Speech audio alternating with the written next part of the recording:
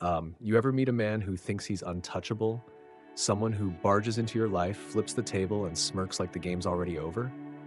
That was Greg. He strutted in, all big talk and bigger attitude, convinced he had everything under control. What he didn't know was who he was messing with. I'd already heard his name. A week before, I'd found the texts, arrogant, taunting. They weren't just messages, they were a declaration. She's mine now. Be grateful someone like me wants her. Every word dripped with entitlement. But I didn't bite. Not then.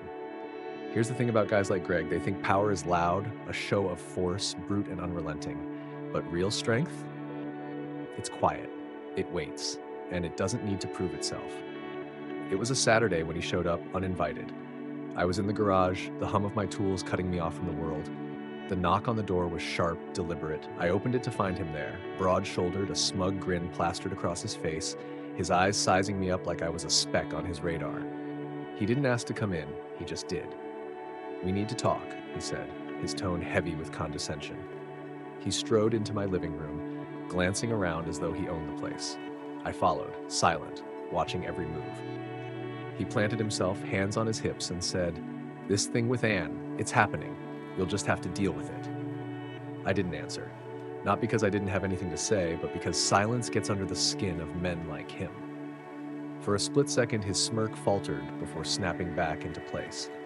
He kept talking, weaving his threats into a script he clearly thought I hadn't read before. "You don't want to fight this," he said, leaning in, trying to make his voice sound menacing. "Trust me, it won't end well for you." I met his gaze, calm and steady. And then, finally, I spoke. "Are you finished?" What happened next? Well, let's just say Greg walked in thinking he was the hunter, but by the time it was over, he knew exactly who was the prey.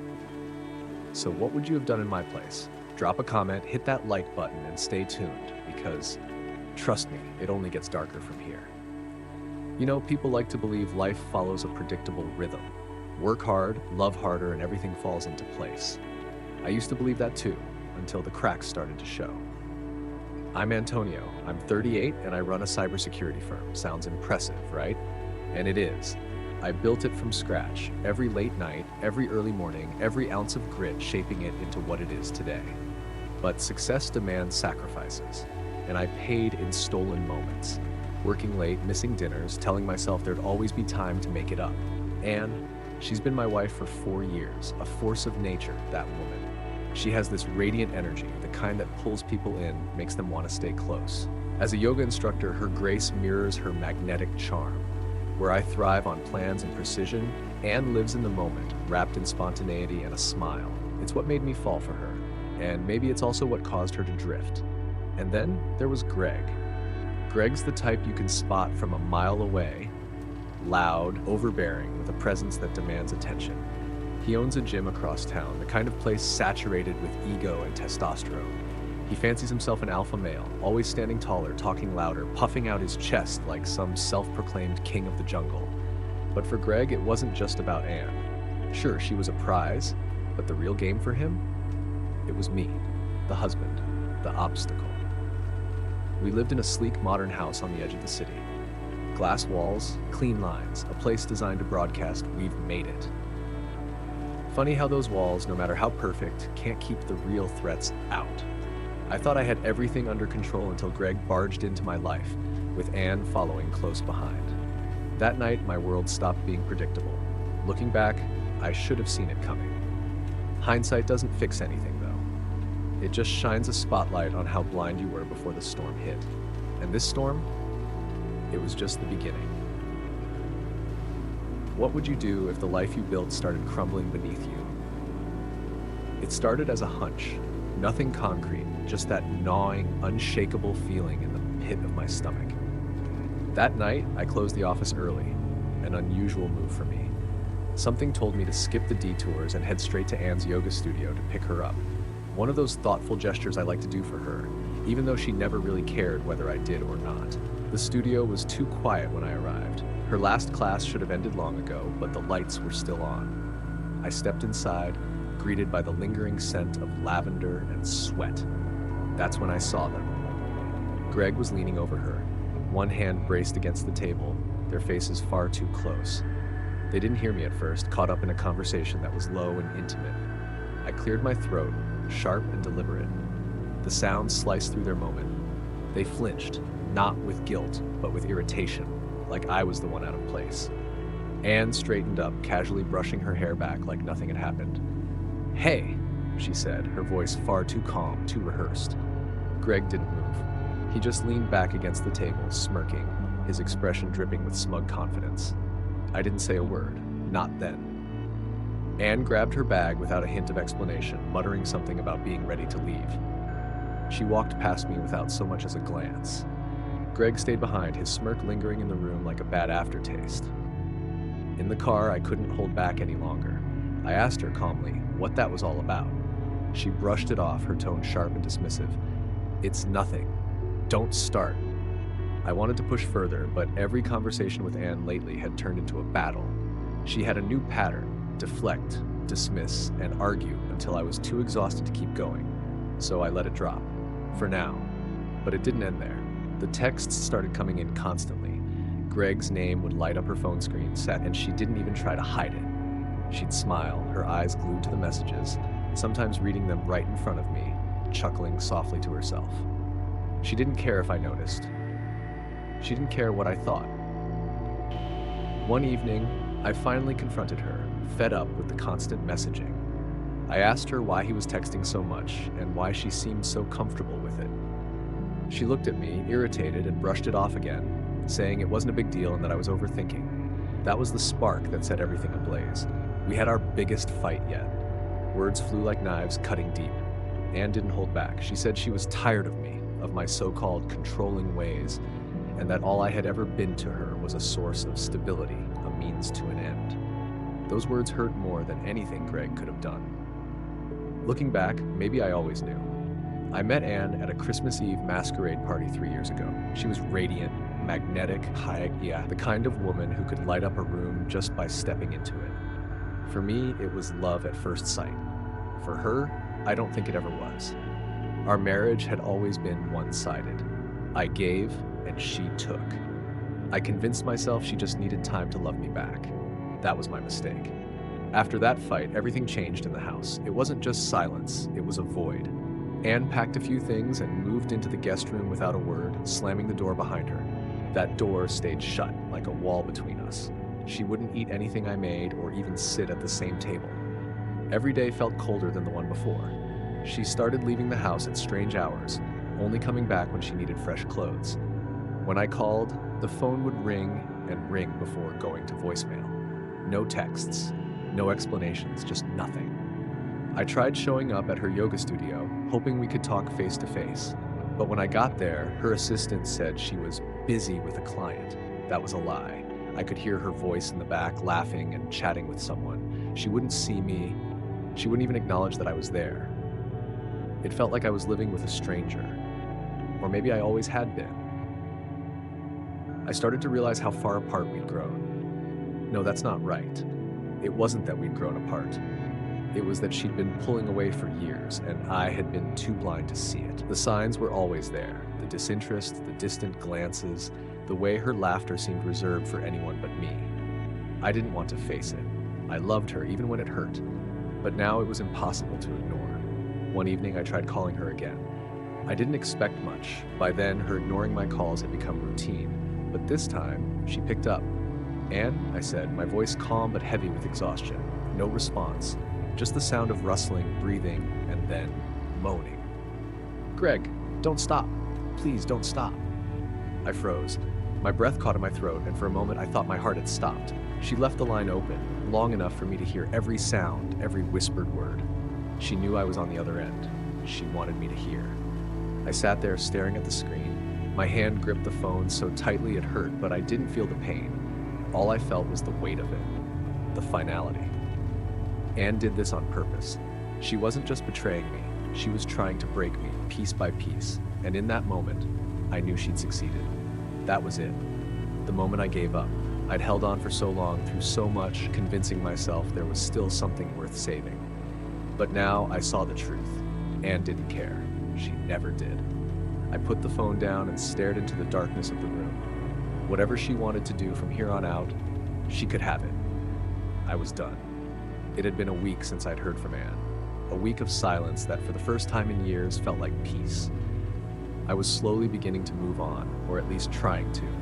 That Saturday evening I was in the garage, fixing things, keeping my hands busy to stop my mind from wandering. The repetitive clink of the wrench against metal was oddly soothing, almost meditative. Antonio. The voice cut through the quiet like a knife. It was late, too late for any friendly visit. The kind of late that makes you cautious when someone rings the bell. I opened the door, and there he was, Greg. Smug, towering, leaning against the frame as if he owned the place. He had that self-assured grin plastered across his face, yeah, the kind that dared you to wipe it off. Without waiting for an invitation, he stepped inside, brushing past me as if he belonged there. His cologne was heavy, suffocating, filling the air between us. He didn't come to talk. He came to make a statement. "You know why I'm here," he started, his voice deep and dripping with arrogance. He didn't even try to disguise it. "We need to settle this, man to man. Anne deserves better, and I'm what she wants." He paced slowly, sizing me up like I was a problem he'd already solved. "You've had your time. Now it's mine. You're gonna let her go, and you're gonna stay out of our way. It's better for everyone. Trust me." I stood there, leaning against the kitchen counter, my arms crossed, watching him. I didn't say a word. Not at first. I let him keep going, let him pile on his insults and threats. His voice rose, his words sharper, but I stayed quiet. That silence, it unnerved him. I could see it. The way his confidence faltered just for a second when he realized I wasn't reacting, not in the way he expected. "You think I'm scared of you?" He finally sneered, trying to regain his footing. "You think staying quiet makes you strong? No, it makes you weak. You're not man enough to fight for her." I met his gaze, my expression unchanged. His words didn't sting anymore, they didn't even register. All I felt was a calm resolve, a storm brewing beneath the surface that he couldn't see. "Are you done?" I finally said, my voice low and even. It wasn't a question, it was a warning. But Greg didn't hear it. He didn't hear the shift in my tone, the weight behind my words. He mistook my restraint for weakness, completely unaware of what was coming. He just stared at me for another minute and left. That night, after Greg walked out of my house with his overinflated ego, I sat down at my desk. I've built a life out of being meticulous, methodical, a man who never strikes without knowing exactly where the blow will land. And Greg handed me everything I needed on a silver platter. The thing about people like Greg is that they always leave a trail, a messy, glaring trail of mistakes and arrogance, each step a testament to how untouchable they think they are. I started with his business. The gym wasn't just a place for workouts. It was a front for cash-only deals that didn't show up in his tax filings. Membership dues were suspiciously low for a place packed with high-end equipment. But when you factored in the backroom steroid sales and personal training sessions that didn't involve any actual training, the math started to make sense. Then there were the clients. Not all of them were there to pump iron. Some were connected to loan sharking operations, others to petty criminal circles. Greg wasn't just rubbing elbows with these types. He was deep in the mix, using his gym as a networking hub for their deals. A few receipts from his financial records linked him to off-the-book security jobs, essentially muscle-for-hire gigs that came with a hefty price tag and no paperwork. And then came the personal dirt.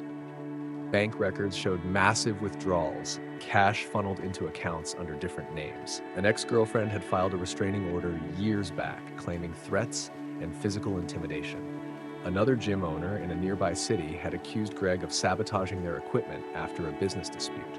The cherry on top, an email chain with one of his so-called clients discussing a potential money laundering scheme. The deeper I dug, the clearer it became. Greg wasn't just arrogant, he was reckless. A man building his empire on a foundation of lies, deceit, and quicksand. And I had everything I needed to bring that empire crumbling down. As I continued my research, gathering more evidence to bring Greg down, he kept buzzing my phone with text messages. They weren't just words, they were a declaration. "She's mine now. You should be grateful someone like me wants her." Arrogance dripping from every line. But I didn't react. Not yet. One morning, after completing all my investigations, I knew it was time to act. Anne needed to face the truth. I knew she'd be at her yoga studio early, her sanctuary, the place where she felt untouchable. I waited for the parking lot to empty before walking in, the folder tucked securely under my arm. She stood at the counter, sipping a green smoothie, scrolling through her phone like she owned the world. She didn't notice me at first. I placed the folder in front of her. "Read it," I said, my voice steady and deliberate. Startled, she looked up. For a brief moment, her mask of indifference slipped. Still, she opened the folder. Her eyes scanned the pages, messages, transactions, proof of everything shady Greg had been involved in. Her face went pale, her composure crumbling. For the first time in weeks, she looked genuinely caught off guard. "I didn't come here to argue," I said, breaking the heavy silence. "I just want to know one thing. Why? Why choose this life?" She froze, the question lingering in the air. Slowly, she looked up, her usual defiance replaced by something softer. "I don't know," she murmured, her voice barely audible. "I was unhappy, I guess." "You thought Greg would fix it?" I interrupted, my tone sharp yet restrained. "Do you even know who he really is?" Her gaze fell, guilt flickering across her face. I could see the weight of her choices settling heavily on her shoulders. But I didn't push further. Leaving the folder on the counter, I turned to the door. "You've made your choices, Anne. Now you'll have to live with them." And with that, I walked away. Sometimes, the harshest consequence is making someone confront the truth of their actions. Later that afternoon, I visited Greg's gym, a monument to his ego. Every detail screamed dominance, from the oversized posters of him flexing on the walls to the bass-heavy music that seemed to proclaim his importance. This was his domain, his self-proclaimed kingdom. I walked in uninvited, just as he had done at my home. The gym was nearly empty, save for Greg and a few loyal followers hanging on to his every word. At the back, I spotted him barking orders like a drill sergeant while spotting someone on the bench press. When he saw me approach, his smug grin returned. "Well, look who it is," he said, straightening up, puffing his chest like a rooster preparing for battle. "You've got guts showing up here." I smiled faintly, unimpressed by his bravado. "We need to talk," I said, my tone calm but resolute. He waved for his gym buddies to clear out, clearly eager to assert dominance. "What, you finally here to beg? Or maybe you've come to admit defeat?" I stepped closer, placing a USB drive on the counter. "Not quite.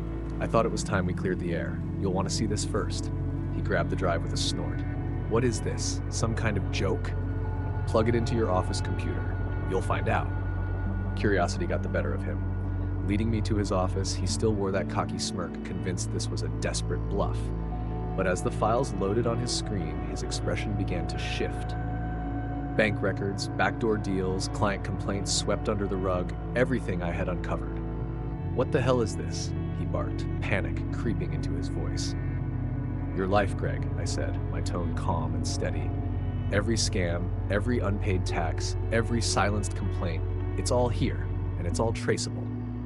Greg paced behind his desk, his bravado unraveling with each passing moment. His hands gripped the back of his chair, knuckles turning white as he struggled to regain control. "All right," he muttered, his voice trembling despite his effort to sound composed. "What do you want?" Leaning back against the doorframe, I crossed my arms, maintaining my composure. "Want?" I echoed, letting the word hang in the air. "This isn't about what I want, Greg. It's about consequences. You thought you could steamroll over anyone in your way, but here's the truth. You've hit a wall, and that wall doesn't budge." "You don't have to do this," he said, his tone shifting from aggression to desperation. "We can work something out. You're a reasonable guy, right?" I tilted my head slightly, watching him squirm. "Reasonable?" I asked, my voice unwavering. Was it reasonable to show up at my home uninvited? To threaten me in my own space? To humiliate me? I didn't raise my voice, but the weight of my words struck like a hammer. "No, Greg, I don't think reasonable is the word you're looking for." Frustration boiling over, Greg shot up from his chair. "Fine. You've made your point. I'll back off. Anne can go back to you or whatever you want. Just keep this between us. Don't ruin me." I stepped closer, closing the distance between us. "This isn't just about Anne," I said firmly. "It's about accountability. You've spent your life believing your size and bravado made you untouchable. But look at you now. It's not me ruining you, Greg. You did that yourself." His chair creaked as he sank back down, defeated.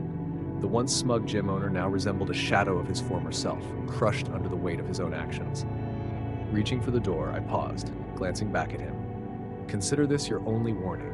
Cross me again, and I'll let everything in that folder see the light of day. You don't get a second chance. The days following the confrontation at Greg's gym were eerily quiet.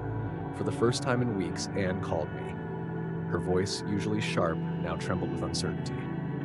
"Can we meet?" she asked. Against my better judgment, I agreed. We met at a neutral cafe, a place where conversations faded into the background hum of clinking cups and murmurs. Anne sat across from me, her posture stiff, her gaze flickering between her hands on the table. "I ended it with Greg," she began, her voice barely above a whisper. "He's not who I thought he was." I stayed silent, letting the weight of her admission settle. She continued, her words spilling out in a near confession. "I made mistakes, Antonio. Big ones.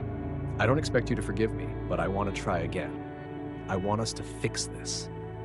I studied her closely, searching for sincerity in her eyes. "Trust isn't something you can patch up like a broken vase, Anne," I said, my voice steady but firm. "You shattered it, and while I might pick up the pieces for myself, I'm not sure they'll ever fit the same way again." Her face crumpled as tears streaked down her cheeks. "I know," she whispered, "but I'm willing to do whatever it takes." I stood, signaling the end of the conversation. "This isn't about what you're willing to do anymore. It's about what I need. And right now, I need time."